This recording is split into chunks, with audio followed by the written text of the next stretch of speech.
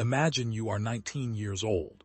You are lying face down on jagged coral that cuts through your uniform like broken glass. The air temperature is 115 degrees. You have not slept in 3 days. Machine gun fire is tearing the ground apart 6 inches from your head. Your friends are dying around you. Your entire platoon is pinned down, unable to move forward or retreat. And then you make a decision that no sane person would make. You stand up. You start running. And in the next 90 minutes, you will do something so impossible that when people hear the story decades later, they will not believe it actually happened. This is not a Hollywood script. This is not an exaggeration.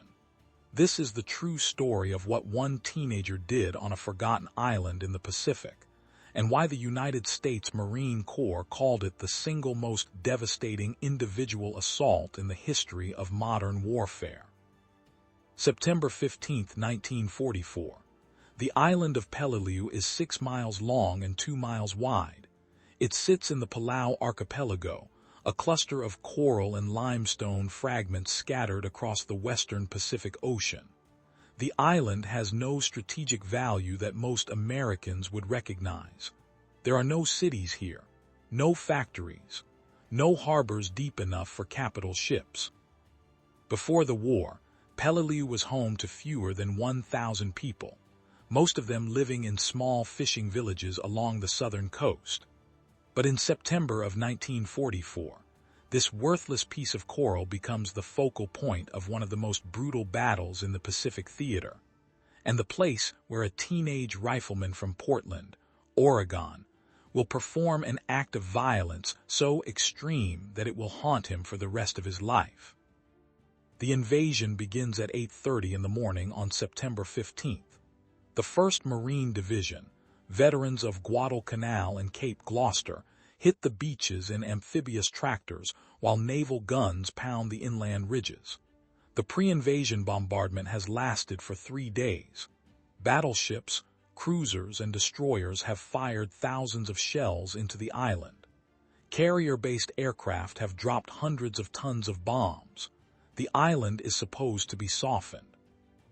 The Japanese defenders are supposed to be demoralized, disorganized, broken.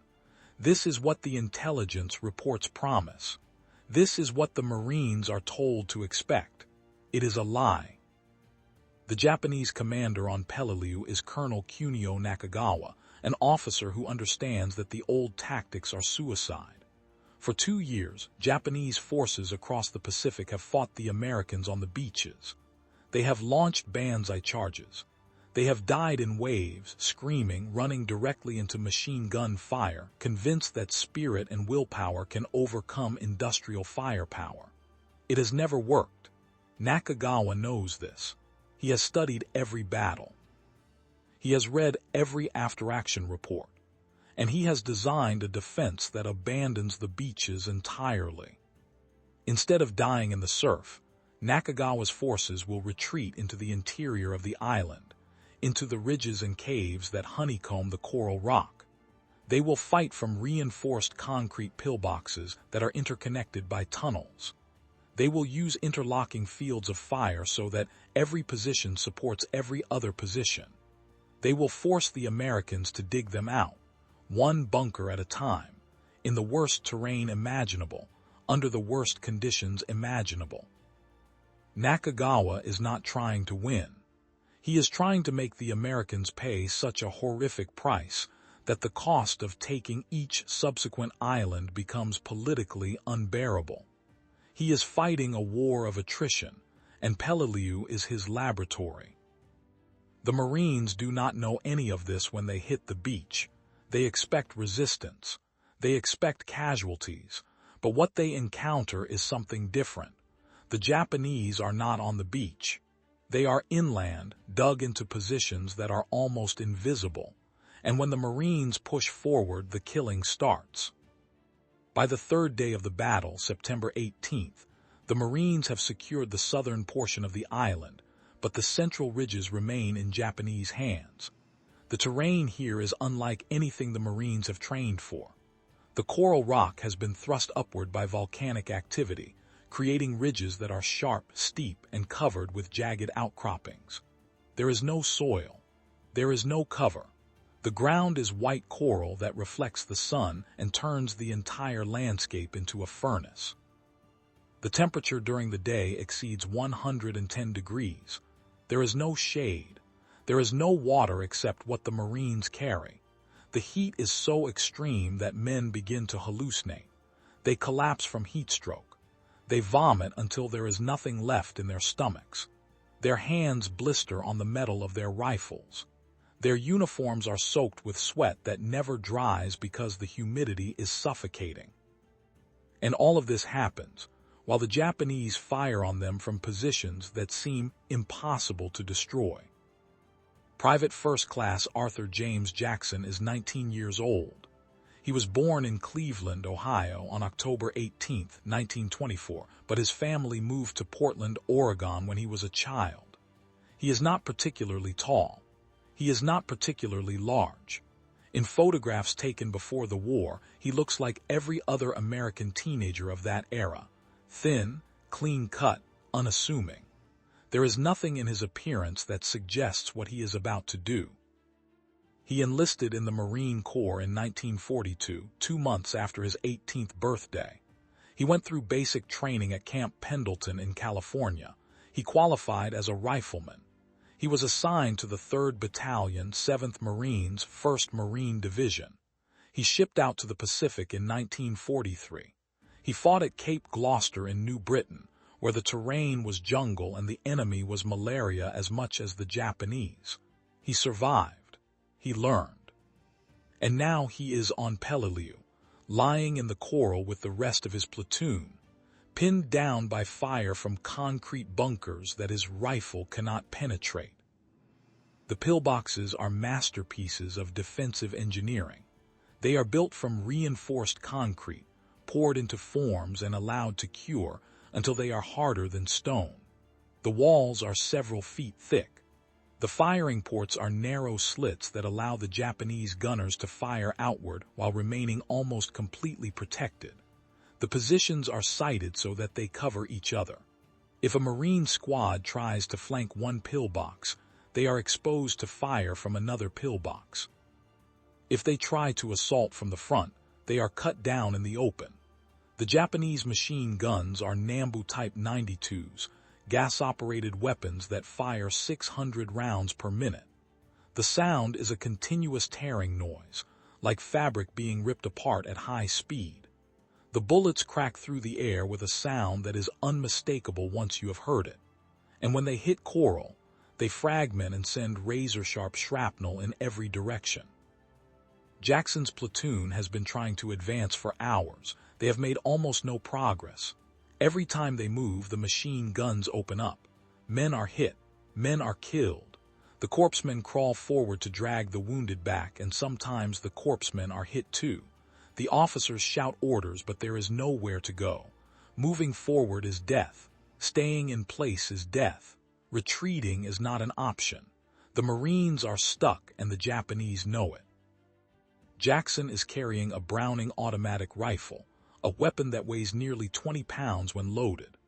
The Browning automatic rifle, known as the BAR, is a magazine-fed, gas-operated rifle that fires the same .30 caliber cartridge as the standard Marine rifle, but it can fire automatically at a rate of 550 rounds per minute.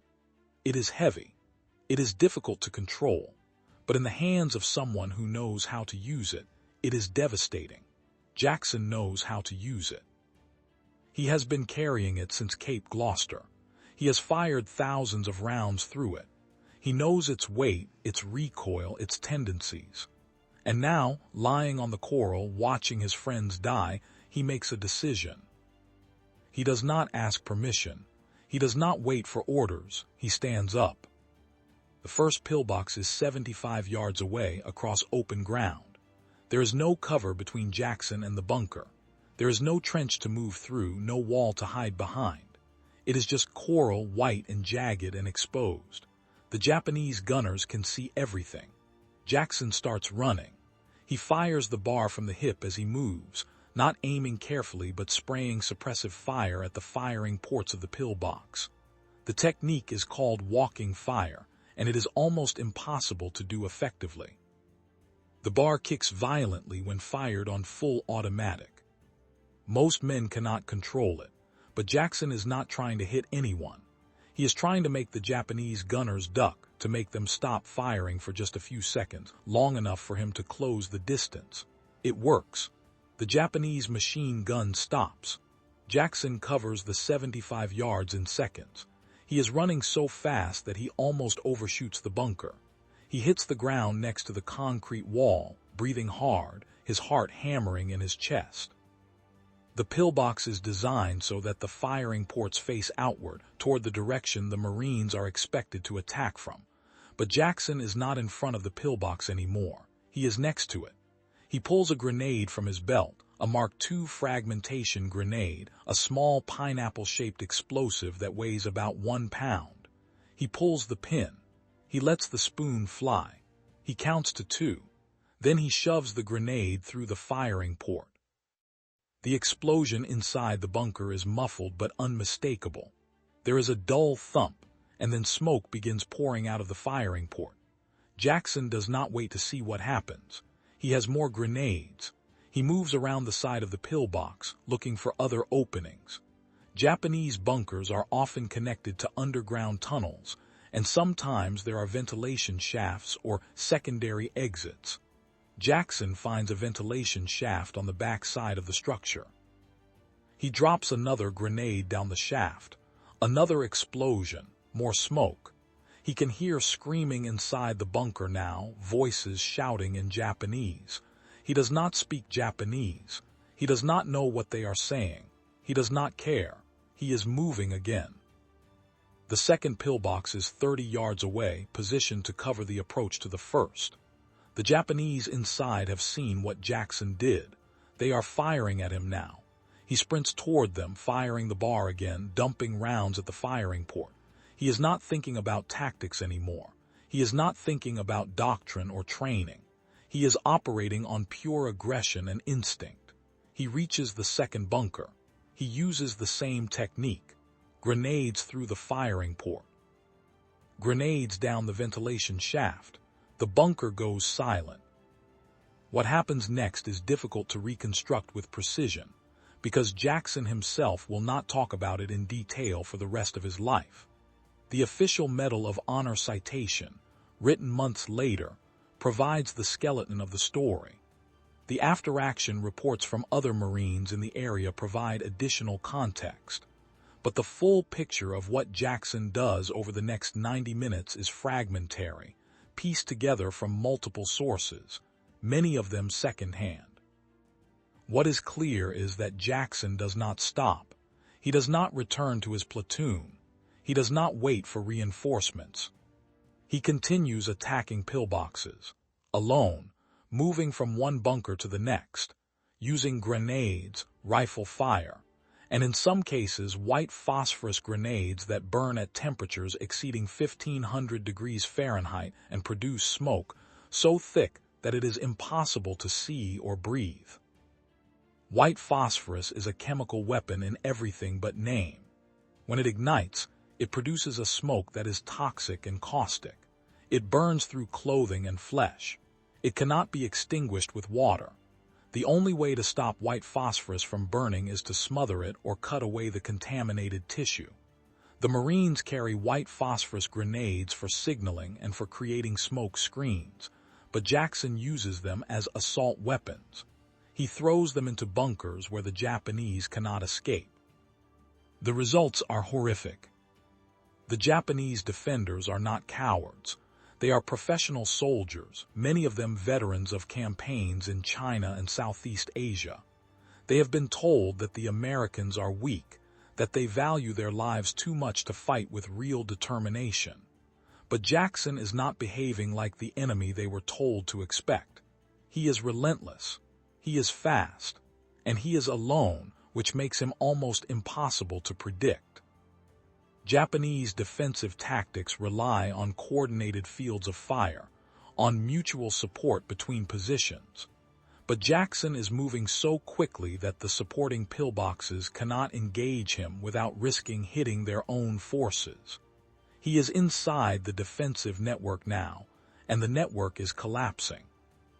By the time Jackson stops, approximately 90 minutes after he first stood up, 12 pillboxes have been destroyed or neutralized. Approximately 50 Japanese soldiers are dead. The exact number is impossible to verify, because many of the bodies are burned beyond recognition or buried in collapsed bunkers. Jackson has fired hundreds of rounds from his bar. He has thrown dozens of grenades. He is covered in coral dust and blood, some of it his own from cuts and scrapes, some of it from the Japanese soldiers he killed at close range. He is dehydrated. He is exhausted, but he is alive. The breach that Jackson creates allows the rest of his battalion to advance. The pillboxes that had pinned them down for hours are gone. The interlocking fields of fire are broken. The Marines push forward and the Japanese line begins to crumble. It is not a rout. The Japanese do not surrender.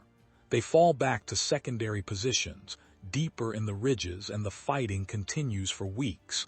But the momentum has shifted. The breakthrough on September 18th is the turning point of the Southern offensive, and it happens because one 19-year-old decided to stop waiting and start moving. Jackson's commanding officers are stunned. They do not have words for what he did. Individual Marines are not supposed to be able to break through prepared defensive positions alone. It violates everything they know about modern warfare. The Japanese defenses on Peleliu are supposed to require coordinated assaults, with tanks, flamethrowers, engineers, and infantry working together. One man with a rifle and some grenades is not supposed to be able to do what Jackson did, but he did it, and now they have to figure out what to do with him. The Medal of Honor citation, when it is written, will describe Jackson's actions in the dry, bureaucratic language of official military documents. It will say that he unhesitatingly advanced alone, and that he single-handedly attacked and destroyed a series of hostile pillboxes. It will note that his actions were in keeping with the highest traditions of the United States Naval Service. It will not capture the chaos, the terror, the sheer physical and psychological extremity of what Jackson experienced. But the citation is not written for Jackson. It is written for the public, for the newspapers, for the history books. Jackson will receive the Medal of Honor from President Harry Truman on October 5, 1945, in a ceremony at the White House. He will stand at attention while the medal is placed around his neck. He will shake the president's hand. He will pose for photographs. And then he will go home, and he will almost never speak about Peleliu again. The Battle of Peleliu lasts for more than 2 months. The island is not secured until late November. The casualty figures are staggering. The 1st Marine Division suffers more than 6,000 casualties, including over 1,000 killed. The Japanese garrison of approximately 10,000 men is almost entirely wiped out. Fewer than 200 Japanese soldiers are captured alive. The rest die in the bunkers, the caves, the tunnels. Some of them hold out until the final days of the war, isolated in underground positions, continuing to fight long after the battle is officially over. Colonel Nakagawa commits suicide in late November after sending a final message to his superiors. The message says that he has failed. He has not stopped the Americans, but he has made them pay. And the cost is immense. The strategic value of Peleliu is questionable. The airfield that the Americans wanted to capture is rebuilt and operational, but it is rarely used. The island is too far from the Philippines to serve as a major staging area. Some historians argue that the battle should never have been fought, that Peleliu could have been bypassed and left to wither. But in September of 1944, those arguments are not being made. The battle is fought. The island is taken. And men like Arthur Jackson do what they are ordered to do, and more. Jackson returns to the United States in 1945. He is discharged from the Marine Corps, but he does not stay out for long. He re-enlists. He serves in Korea. He serves in Vietnam. He makes the Marine Corps his career, rising to the rank of captain before he retires in 1967. Over the course of his military service, he participates in 3 wars, but he will later say that nothing he experiences in Korea or Vietnam compares to Peleliu. The intensity, the brutality, the sheer physical extremity of that battle remains unmatched in his memory. He marries, he has children. He lives a quiet life in Georgia after his retirement. He does not seek publicity. He does not give interviews. When reporters call asking him to talk about Peleliu, he declines. When historians contact him, hoping to get his first-hand account of the battle, he tells them he has nothing to say.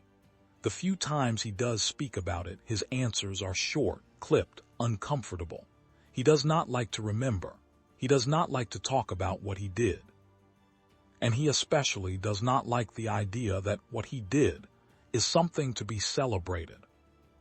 This silence is common among Medal of Honor recipients, particularly those who fought in the bloodiest battles of World War II.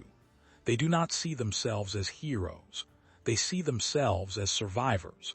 They remember the men who did not come home. They remember the screaming, the burning, the smell of death in the heat. They remember that what they did was not glorious. It was necessary. It was brutal. And it was something that no one should ever have to do.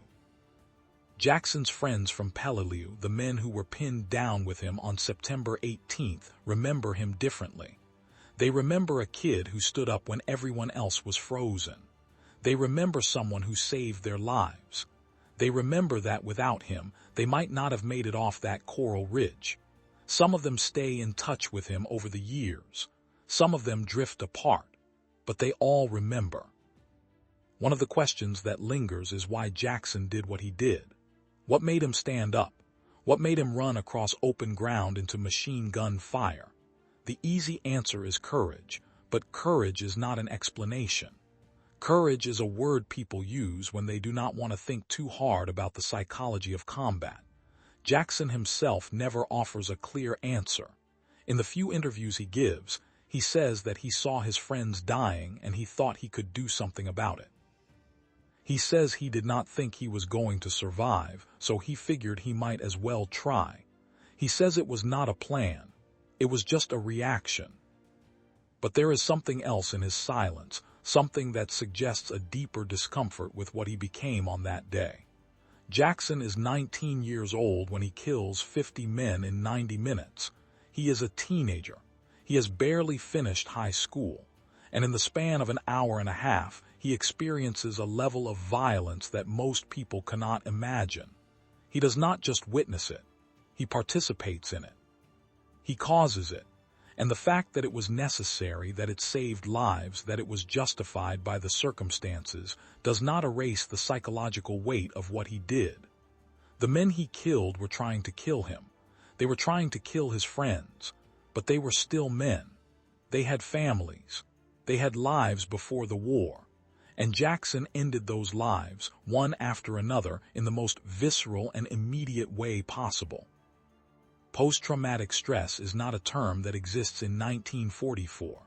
Shell shock is the phrase from World War I, but by World War II, the military prefers to call it combat fatigue or war neurosis, terms that suggest the problem is temporary, something that can be fixed with rest. The idea that combat can cause permanent psychological damage is not widely accepted. Soldiers are expected to cope. They are expected to move on. And most of them do, at least outwardly. They come home. They get jobs, they raise families, they live normal lives, but the war stays with them. It is always there, just beneath the surface. Jackson lives with Peleliu for the rest of his life. He dreams about it. He wakes up in the middle of the night, sweating, remembering the heat and the noise and the smell of burning flesh. He does not talk about it with his wife. He does not talk about it with his children. He keeps it inside, locked away, because that is what men of his generation are taught to do. You do not burden other people with your problems. You do not complain. You endure. But the cost of that endurance is high. The men who fought at Peleliu, the ones who survived, carry the island with them. They carry the memory of friends who died there. They carry the knowledge of what they had to do to survive. And they carry the question that never quite goes away. Why did I live when so many others did not? Jackson does not have an answer to that question. No one does. Survival in combat is not purely a matter of skill or courage. It is also luck. It is being in the right place at the right time, or the wrong place at the wrong time, depending on how you look at it. Jackson survives because he moves when others are frozen. But he also survives because the Japanese machine gunner misses him, because the grenade he throws lands in the right spot, because 100 tiny variables align in his favor. And if any one of those variables had been different, he would have died on that coral ridge, and someone else would have been the one to break through the Japanese lines. Or maybe no one would have. Maybe the platoon would have been wiped out. Maybe the battle would have gone differently.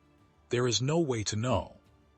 What is certain is that Arthur Jackson does something on September 18, 1944, that becomes part of Marine Corps legend. His name is taught at officer training schools. His actions are studied as an example of individual initiative and aggression in combat.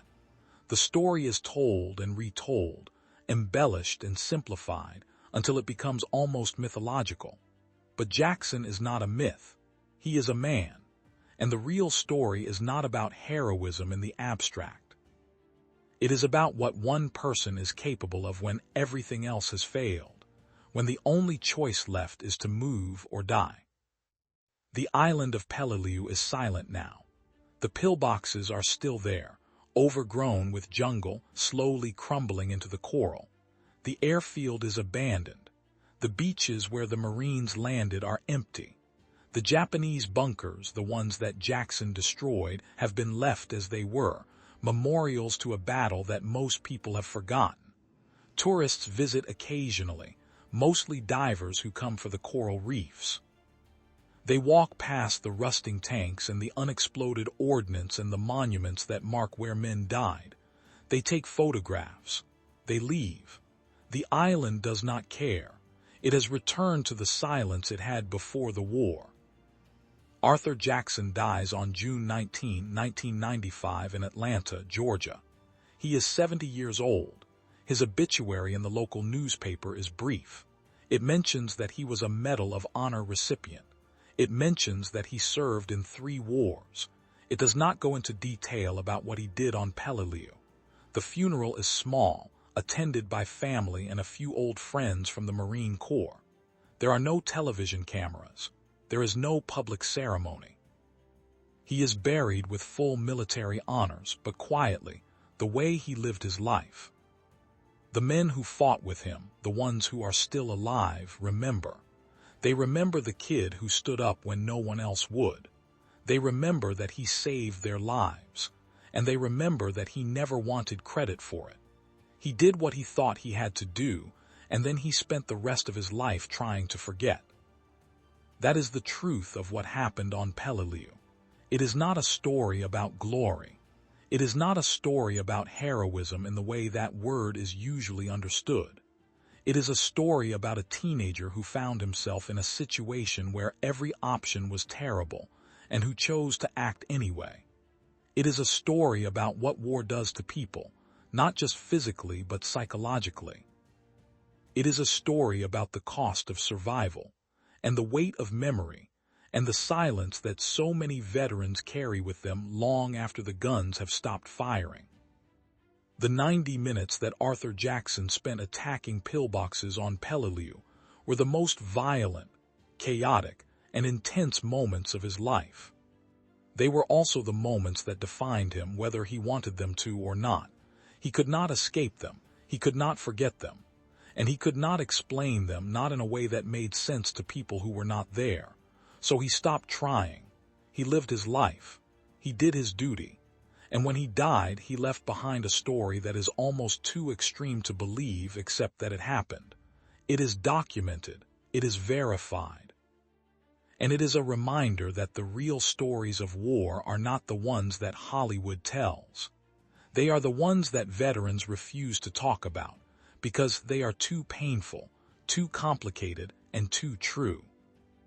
If this story has stayed with you, if you found yourself holding your breath during those 90 minutes on the Coral Ridge, then you understand something important about history. The real stories are not always the ones we are taught in school. They are not always the ones that make it into the textbooks. Sometimes, the most extraordinary moments are the ones that are hidden, locked away in the memories of men who do not want to remember. Arthur Jackson's story deserves to be told. It deserves to be remembered, not because it is inspiring, though it is, not because it is heroic, though it is that too, but because it is true, and the truth, no matter how uncomfortable, is always worth preserving. If you want to learn more about the forgotten battles of World War II, about the men and women who fought in places most people have never heard of, then subscribe to this channel. We are committed to bringing you stories that matter, stories that have been overlooked or forgotten, stories that deserve to be told with the care and respect they deserve. Leave a comment below and tell us, what do you think goes through someone's mind in those 90 minutes? How does a 19-year-old find the strength to do what Arthur Jackson did? And what do we owe to the men and women who carry those memories for the rest of their lives? Thank you for watching. Thank you for remembering. And thank you for making sure that stories like Arthur Jackson's are never lost.